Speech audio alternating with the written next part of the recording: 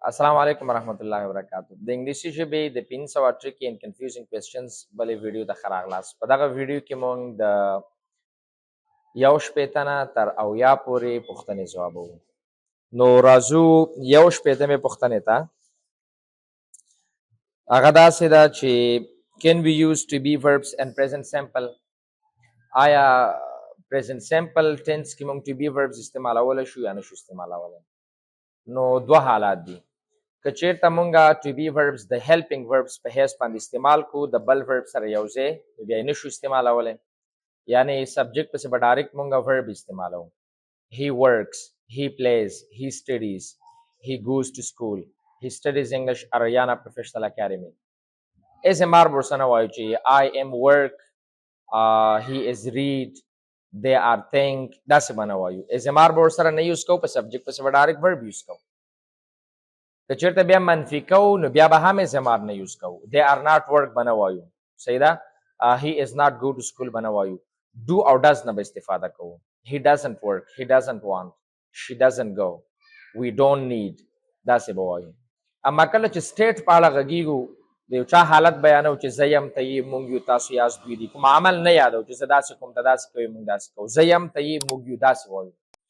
بیا به SMR استفاده کوو، خو یوازې به استعمالیږي، بل verb ورسره نه استعمالیږي. to be verb چې استعمال شو په subject پسې نو د دې نه بعد به ډایرکټ کمپلیمنٹ یا به noun یوز کړي پسې، یا به adjective استعمالوي یا به place استعمالوي. لکه I am in the class, I am at home, he is in the office, she is at the institute, they are at Aryana Professional Academy. verb ورسره بیا نه یوز کړي. نو چې کله SMR د حالت لپاره استعمال شي او په جمله کې یوازې استعمال شي نو present simple tense ته هم دا present simple کې استعمالیږي، خو د بل verb سره یو ځای یا د جملې منفي کولو لپاره نه استعمالیږي. دوه شپېتمه پوښتنه دا سره چې how can we easily identify whether to ask the question with do or does or SMR and present simple؟ پوښتنه په present simple کې په SMR سره وکړو که do does سره یې وکړو نو بیا هم هماغه دوه خبرې دي. که چیرته پوښتنه مونږ کوو د عمل لپاره لکه تلل راتلل کېناستل لرل غوښتل خوښول د دې نه پکې یو دانه شته نو بیا به do does سره پوښتنه کوي. آیا ته خوښوې؟ آیا هغه راځي؟ آیا دوی درس وایي؟ آیا تاسو غواړئ؟ غوښتل راتلل کېناستل ویل دا پکې شته نو بیا به do does سره پوښتنه کوئ. do you have؟ صحیح ده؟ do they come؟ does he want؟ does she come؟ چې کله بل verb په جمله کې موجود دی د عمل موجود دی نو پوښتنه به do does سره کوئ. د پلورل لپاره do، سنګولر لپاره does. اما که په جمله کې عمل نشته حالت په اړه پوښتنه کوئ، آیا ته یې، آیا زه یم، آیا دوی دي، آیا تاسو یاست، بل verb نشته بیا به SMR استعمالوو. are you have؟ دلته ګوره have او are جمله دې غلطه کړه. have شته لرل do استعمال کړه do you have. ښه چې are you می استعمال کړ وروسته ډایرکټ کمپلیمنٹ وایا، بل verb سره مه وایا. are you at home؟ are you busy؟ are you intelligent؟ are you in the class؟ are you in Jalalabad city؟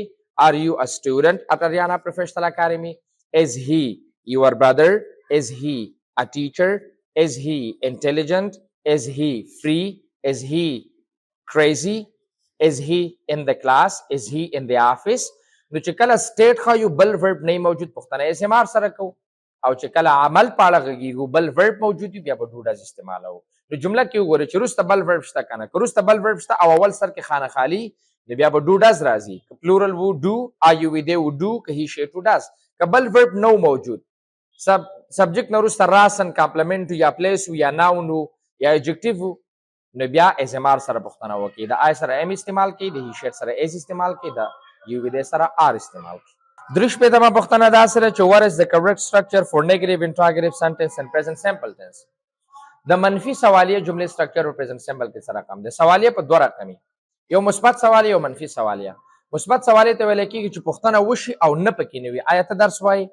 آیا هغه ستا ورور دی؟ آیا دوی غواړي چې پرمختګ وکړي؟ نه پکې نشته، دا مثبت سوالیه. منفي سوالیه ته ویل کېږي چې پوښتنه هم کوم نه پکې وایم. آیا ته درس نه وایې؟ آیا هغه ستا ورور نه دی؟ آیا دوی نه غواړي چې استادان شي؟ نو چې سوال هم وي او نه پکې هم وي دې ته منفي سوالیه ویل کېږي.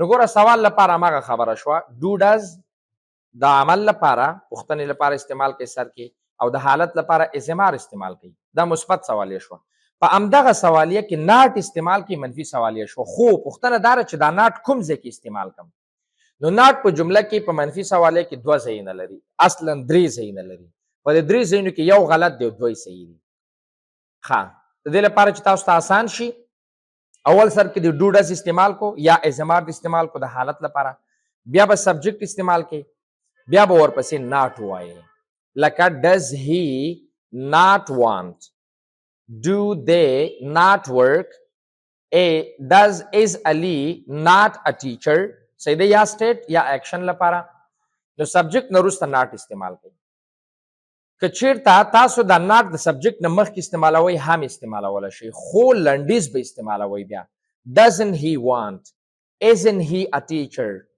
don't you work داسې به وایو که چیرته یو نفر داسې وایي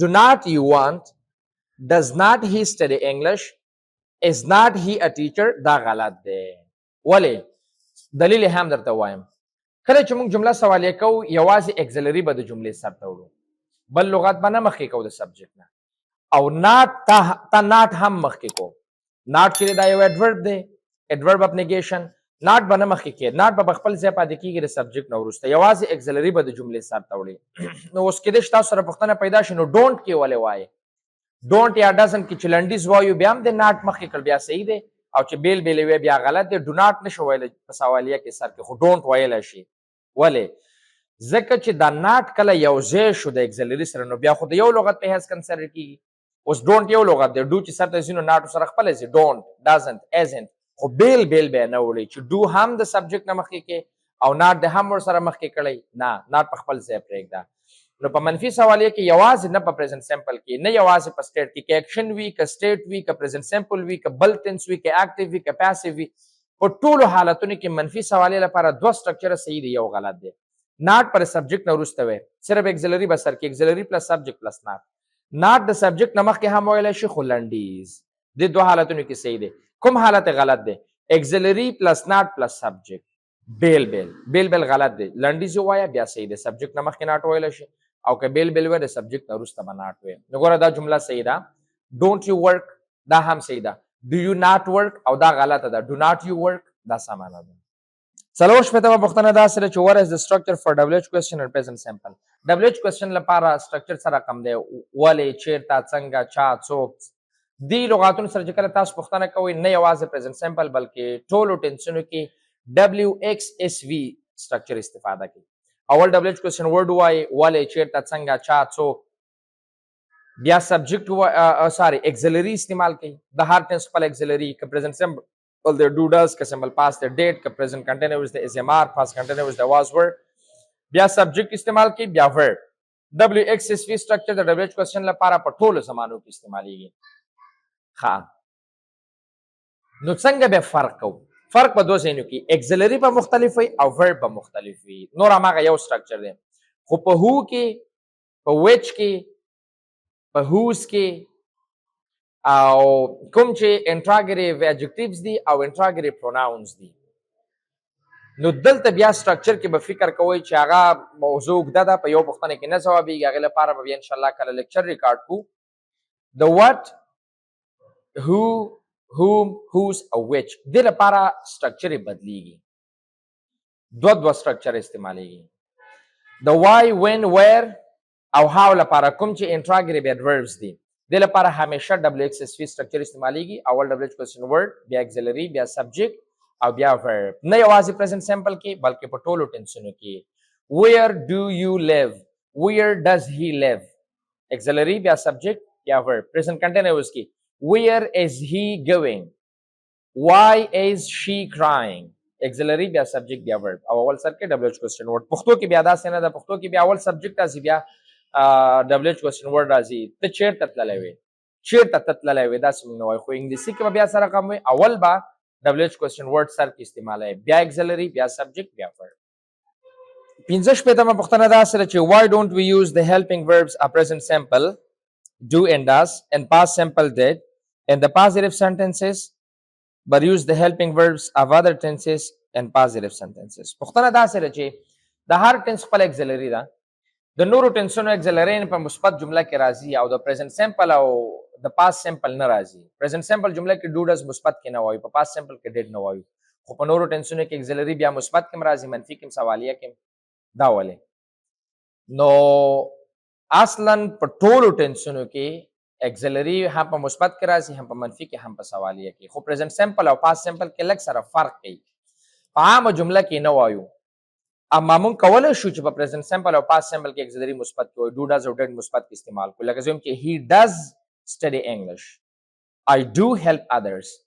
په مثبت جمله کې هم ویلی شو he did come yesterday، خو د تاکید لپاره یوز کوو، د امفاسس لپاره دا مونږه استفاده کوو، په نارمل جملو کې نه استعمالوو او ضرورت هم نشته. ځکه ضرورت نشته دی چې په سمبل پاس کې د ورب دوهم حالت یوز کیږي، په بله زمانه کې نه راځي. نو هیڅ ضرورت نشته چې اګزیلري سره موږ ټینس وپېژنو، ډایرکټ د ورب سره هم پېژندلی شو. په پریزنت سمپل کې د ورب اول حالت او سنګولر حالت استعمالیږي، بل یو زمانه کې هم نه استعمالیږي چې دې بلې زمانې سره موږ فرق وکړو. نو اګزیلري ته ضرورت نشته چې مثبت کې وایو، خو په پریزنت کنټینیوس کې ګوره ورب انجي دی، په پاست کنټینیوس کې ورب انجي دی. نو که چېرته اګزیلري ورسره استعمال نه کړو نو اوسې فرق نه کېږي چې پاست کنټینیوس دی که پریزنت کنټینیوس دی. نو مجبوره یو چې په پریزنت کنټینیوس کې ورسره مثبت کې زمار ووایو، په پاست کنټینیوس کې ورسره واز ور ووایو. په پریزنت پرفیکټ کې هم د ورب دریم حالت دی، په پاست پرفیکټ کې هم دریم حالت دی. اوس مجبوري چې مثبت کې اګزیلري استعمال کړي تر څو فرق وشي. پریزنت پرفیکټ کې هاف هاز استعمال کړو، پاست پرفیکټ کې هارډ استعمال کړو، نو معلوم شي چې دا کوم ټینس دی. نو ځکه په پریزنت سمپل کې مثبت کې ډو ډز نه وایو، په پاست کې ډیډ نه وایو، نورو ټینسونو کې وایو. اما کولی شو پریزنت سمپل او پاست سمپل کې هم استعمال کړو، خو د تاکید لپاره، او بیا به تر وروسته د ورب یوازې اول حالت استعمالو، سنګولر به هم نه استعمالو، په پاست کې به سیکنډ هم نه استعمالو. داسې به نه وایو چې he did came yesterday، داسې به وایو چې he did come yesterday، هغه پرون راغلی و، تاکید لپاره استعمال. شپږ شپېتمه پوښتنه دا سره چې why don't we use do and does while asking with who in present simple. کله چې هو سره پوښتنه کوو ډو ډز به نه وایو، لکه وختي ما سټرکچر ویلی چې ډبلیو ایکس اس پی، خو دلته بیا اګزیلري نه وایو، داسې وایو چې who came first په پاست سمپل کې، who studies English Aryana professional academy، who wants، who knows. دلته خو ډو ډز نشته که نه سوالیه کې. نو ګوره وختي په پوښتنه کې ما یادونه وکړه چې دغه پنځه انټراګیټیو پروناونس او انټراګیټیو اډجکټیو سي دي کې سټرکچر یې چینج کیږي. نو هو چې کله استفاده کوئ د هو سره به ډو ډز نه وایئ، ډایرکټ به په هو پسې ورب استعمال کوي. او علت یې څه دی؟ علت یې دا دی چې هو هغه وخت کې موږ استعمالوو چې سبجیکټ په جمله کې نامعلوم وي. نو چې سبجیکټ نامعلوم وي نو ګوره سټرکچر چینج شو، ډبلیو ایکس اس وي، سبجیکټ ختم شو. چې سبجیکټ ختم شو اګزیلري د سبجیکټ مطابق استعمالیږي، اګزیلري هم ختمه شوه، نو په ډبلیو ایچ کوېسچن ورډ پسې راسن ورب استعمالوو. نو دا به په هو کې کوو، who works، who studies English، who wants، who needs، who comes. ډایرکټ به په هو پسې ورب استعمالوو، ډو ډز به پکې نه استعمالوو، یعنې ډبلیو ایکس اس وي سټرکچر به په هو کې نه عملي کوو. اووه شپېتمه پوښتنه دا سره چې can a man verb change sentence into negative and interrogative. آیا مین ورب کولی شي جمله منفي او سوالیه کړي؟ اول مین ورب وپېژنئ. مین ورب په جمله کې هغه ورب ته ویلی کېږي چې تنها کوم ورب راشي، هغه که هر ورب وي چې یوازې راغی په جمله کې دا مین ورب دی. که بل ورب سره راغی دا لومړنی بیا هیلپینګ ورب یوز کېږي او دوهم چې دی بیا مین ورب یوز کېږي. نو آیا مین ورب کولی شي جمله منفي او سوالیه کړي؟ لکه زه وایم چې I have two brothers، کولی شم داسې ووایم چې I have not two brothers یا have I two brothers. نو نه، مین وربس په امریکن انګلیش کې مین وربس جمله نشي کولی چې منفي او سوالیه کړي. ډایرکټ ناټ استعمال کړي منفي شو، ډایرکټ د دې نه وروسته چې دا سر ته راوړئ سوالیه شو، داسې نشي کېدلی. حتما به اګزیلري استعمالوو ورسره، لکه I have two brothers، I don't have two brothers باید وایو. Do I have two brothers؟ Do you have two brothers؟ داسې باید وایو بغیر له to be verbs نه. یعنې to be verbs دا کار کولی شي که to be verbs جمله کې یوازې راشي او که د بل verb سره راشي، مطلب که main verb راشي او که helping verb راشي، په دواړو حالتونو کې کولی شي جمله منفي کې او سوالیه کې. لکه زه یم I'm a teacher، I'm not a teacher. He is my brother، he is not my brother. Is he your friend؟ نو ګوره دلته ازمار جمله کې یوازې استعمال شو، د مین وربس په حیث باندې استعمال شو، خو بیا هم جمله منفي کولی او سوالیه کولی شي.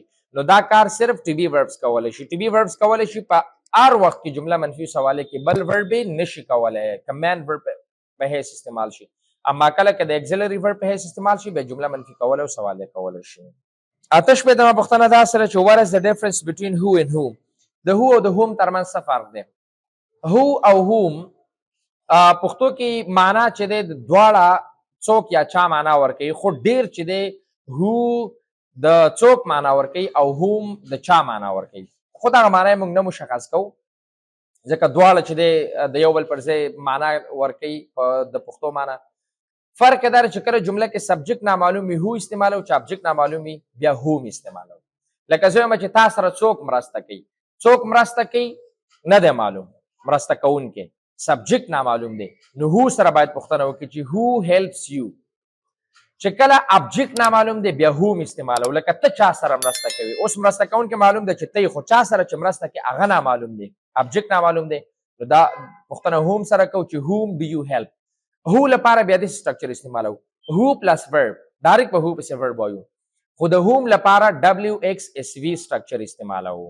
اکسلری هم پکې یعنی استفاده کوو یو اضافه خبره د whom پر ځای کولی شو هو استفاده کوو ابجیکټ لپاره هم هو استعمال کوو هم whom WXSV سټرکچر کې خو د whom لپاره whom نشو ویلی نو هو سبجیکټ لپاره راځي چې کله سبجیکټ نامعلوم وي هم هغه وخت کې راځي چې ابجیکټ نامعلوم وي هو لپاره به د سټرکچر استعمالو چې هو پلس verb او د whom لپاره به د سټرکچر استعمالو چې whom پلس auxiliary پلس subject پلس verb نه شپېتمه پوښتنه داسې ده چې what is and the contracted form of and چې دی دا راچا لنډیز حالت د AIN apostrophe T نو اکثره به تاسو اورېدلي یا به کتابونو کې کتلي چې دا د am not لنډیز دی am not خپل لنډیز نه لري نو د دې پر ځای موږ انټ استفاده کوو خو اصلا دا انټ چې دی د ام ناټ لنډیز نه دی یوازې انټ چې دی دا په انفارمل انګلیش کې موږ استعمالو اکثره په سټوریز کې په ناولز کې یا په انفارمل سپیکینګ کې دا موږ استعمالو د چا پر ځای د ام ناټ لنډیز هم دی د از ناټ هم دی د آر ناټ هم دی د ډو ناټ هم دی د ډز ناټ هم دی د هاف ناټ هم دی د هاز ناټ هم دی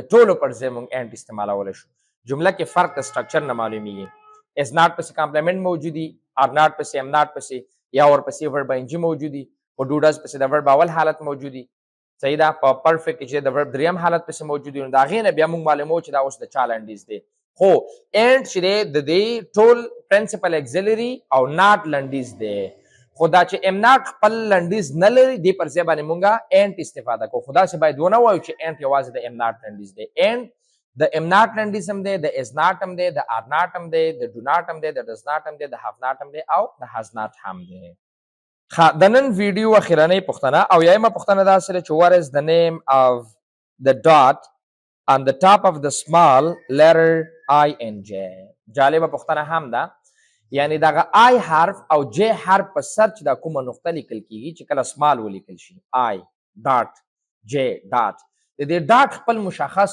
نوم شته یا نه او د دې نوم څه شی دی او د دې نوم چې دی ټیټل آی په سر چې کوم ټکی دی او د جې په سر چې کوم ټکی دی دې ته په انګلیسي کې ویلی کېږي ټیټل چې دا د دوه کلماتو نه جوړ دی د ټایني او لیټل کلمو نه جوړ دی چې یو کلمه دی جوړېږي ټیټل ټیټل چې دی د دې آی په سر باندې دغه کوم ټکی چې دی او د جې په سر چې کوم ټکی دی دې ته ویلی کېږي د اوس لپاره مو په لوی الله سپارم تر بیا ښې چارې السلام علیکم ورحمة الله وبرکاته